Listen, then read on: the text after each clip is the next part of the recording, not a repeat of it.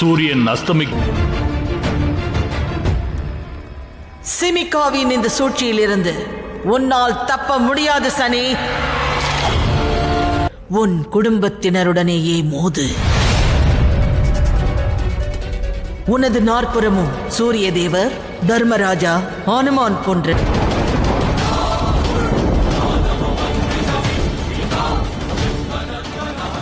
அனுமானிடம் உண்மையை கூறிவிடலாமா என்று உன் மன சூரிய தேவரின் ஒளி கூட சிமிகா உன் வாழ்வில் ஏற்படுத்தியுள்ள இருளில் இருந்து உன்னை காக்க இயலாது.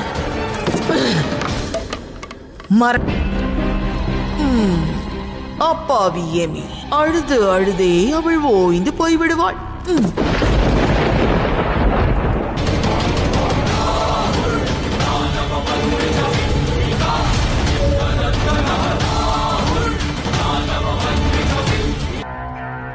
சக்தியை தேடித்தான் வந்தேன். ஆனால் தாங்களோ என்னை பலமிழக்க செய்து விட்டீர்கள் தாயே. தாங்கள் கேதுவை சனியை கண்காணிக்க அனுப்பியுள்ளீர்கள். ஆனால் நானும் இல்லை. நீ 3 அசுரர்களை என்னிடம் இங்கு அழைத்து வர வேண்டும். 2 சகோதரர்கள் மற்றும் ஒரு அசுரன். ஆனால் அவரையும் மற்றும் மக்ராசுரனையும் இங்கே அழைத்து வா. நெல் சூரியன் அஸ்தமிக்கும் அனுமானையும் விட்டுவிட்டு தனியாக வெளியே சென்று வந்தான். அதிலிருந்து மிக விசித்திரமாக நடந்து கொள்கிறான்.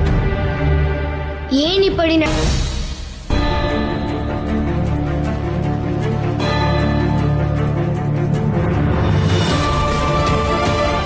நேரத்து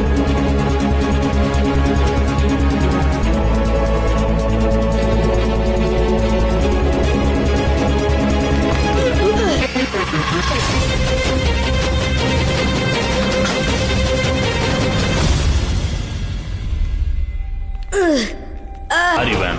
அட நண்பா, நான் தான் இருக்கிறேன் அல்லவா, நீ கவலை கொள்ள தேவையில்லை. கவலைப்பட தேவை உள்ளது. நீ அனைவரை பற்றியும் யோசி. நிச்சயம் உனக்கு உதவுவேன். வேண்டாம் நண்பா, உன்னால் முடிந்த உதவியை நீ செய்து விட்டாய். எடுத்து விடாதே.